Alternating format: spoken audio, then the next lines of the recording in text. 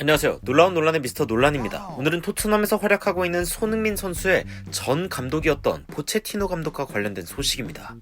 포체티노는 파리 생제르맹의 감독으로서 자신이 온 이유를 명확히 보여주었습니다. 바이에른 뮌헨과의 8강 1차전 뮌헨에서의 원정 경기를 치른 파리 생제르맹은 축구에서 가장 흥미롭다는 스코어 3대2로 승리를 거두게 되었습니다. 그런데 이 경기를 본 축구 팬들은 포체티노가 무리뉴의 전략을 통해서 바이에른 뮌헨에게 일격을 가했다며 흥미로워하는 모습을 보였는데요. 이쯤 되면 토트넘이 나아가지 못하는 것이 감독 때문이라고 생각했던 레비가 배아파하고 있을 것 같다는 생각이 드는 것은 저뿐만은 아니겠죠. 구체적으로 어떤 상황이었는지 그리고 토트넘엔 어떤 소식들이 있는지 전부 정리해드리도록 하겠습니다. 바로 들어가 보시죠.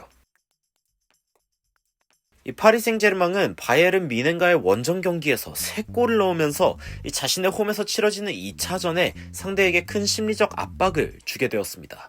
원정 다득점 원칙이 존재하기에 비록 한 골차 승리이지만 3골이나 넣은 게 이 파리 생제르맹에게 큰 심리적인 이점으로 존재하는 상황입니다.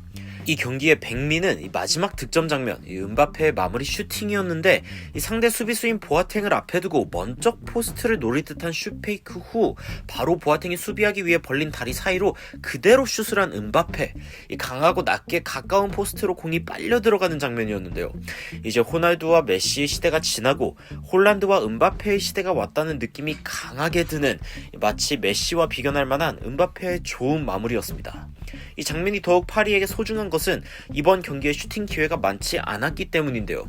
이번 경기에 포체티노가 무리뉴가 탔다는 평가를 받은 이유를 통계적으로 살펴보면 파리는 이번 경기에 6개의 슈팅밖에 하지 못했지만 3개의 골을 기록했고, 반면에 바이에른 뮌헨은 31개의 슈팅을 기록하는 엄청난 공세를 퍼부었습니다. 은바페뿐 아니라 오늘 파리 생제르맹의 수문장인 나바스가 극찬을 받은 이유이기도 합니다. 무려 10개의 선방을 통해서 팀을 추가 실점에서 구했기 때문이죠. 파리 생제르맹이 가져간 점유율은 무려 36%, 패스 성공률도 75%밖에 되지 않았습니다. 하지만 파리는 옵사이드 3개로 뮌헨보다 2개 더 많았습니다. 뮌헨의 닭공을 상대로 막아내고 최전방 은바페를 활용한 이런 전략은 과거 포체티노가 손흥민 선수를 최전방에서 손톱 전술로 활용했던 때를 기억하게 하는데요. 이처럼 포체티노는 자신이 필요할 때 역습의 전술도 확실히 활용할 수 있다는 명백한 증거를 내보이면서 자신의 능력을 제대로 증명해냈습니다.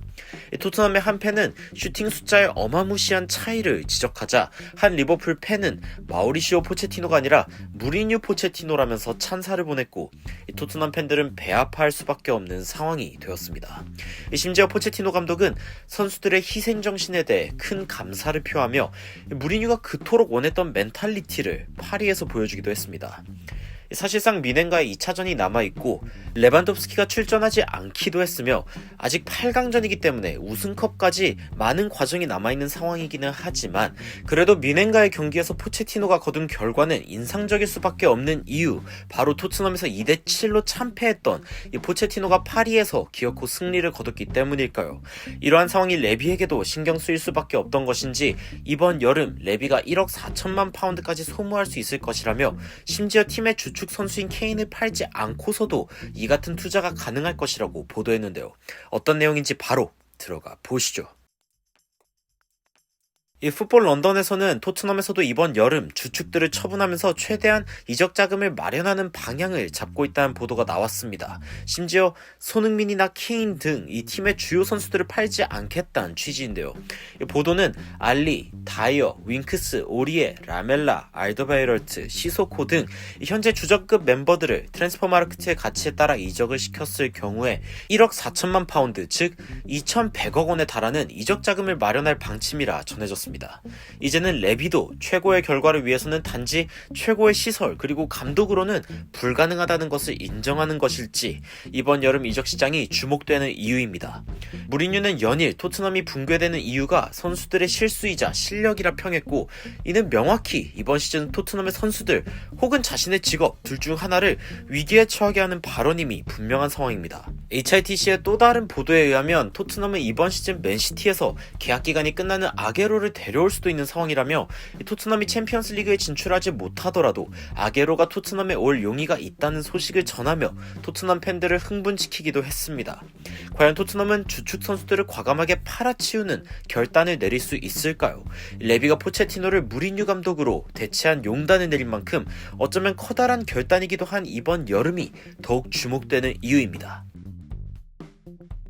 현재 손흥민과 해리케인 그리고 토트넘이라는 팀은 참 닮아 있습니다. 어쩌면 커리어에서 가장 중요한 시기 그리고 우승이라는 목적을 향한 마지막으로 중요한 과정들을 밟아나가는 상황입니다. 손흥민과 케인은 자신을 향한 빅클럽들의 이적 제안들을 검토할 수 있으며 토트넘 역시 자신들의 가장 귀한 자원들을 판매할 수도 있는 상황입니다. 어쩌면 즉각적인 결과를 내는데 이보다 더 쉬운 방법이 없을 수도 있죠. 손흥민과 케인은 우승 경험이 많은 팀으로 가면서 그 전통 안에서 자신의 역량을 발휘하며 커리어에 우승을 할 수 있는 확률을 높일 수도 있고, 토트넘 역시 현재의 부채 상황에서 가장 좋은 선수들을 팔아 넘기면서 당장의 작은 문제들을 해결해가는 방식을 취할 수도 있는 상황입니다. 하지만 현재 토트넘 그리고 손흥민과 케인이 대단한 것은 이런 상황에서 손쉬운 문제 해결 방법을 곧바로 취하는 것이 아니라 최대한 자신들이 만들어가려는 의지를 보이고 있다는 점입니다. 물론 이러한 과정에서 내린 몇몇 결정들은 아쉬울 수 있지만 말이죠. 여전히 토트넘은 에버튼, 맨유 등 이 강팀과의 리그전이 남아있는 상황이며 맨시티와의 일전을 통해 결판 날 EFL컵의 결승전도 남아있습니다. 무리뉴는 부임 초기에 토트넘의 당시 스쿼드가 충분히 좋다면서 약간의 변화만을 줄 예정이라고 이야기하는 모습을 보였습니다. 하지만 토트넘의 레비 회장은 선수단이 받쳐주는 포체티노가 결과를 내는 것을 보고 자신이 토트넘에 데리고 있는 선수단에 회의를 품을 수밖에 없는 상황이며 이러한 회의는 타당한 부분입니다. 많은 팬들과 전문가들이 이전부터 토트넘을 아쉽다 판단한 지점이기 때문이죠. 하지만 분명 토트넘은 이번 시즌을 통해 자신의 상황을 직시할 수 있는 상황이며 마지막으로 자신들이 나아질 수 있는 분야에 과감한 투자가 필요한 상황입니다. 물론 손흥민 선수의 우승 커리어가 생겨나기를 바라는 팬의 마음이지만 이와 너무도 닮은 토트넘이란 클럽이 성공하기를 바라게 되는데요.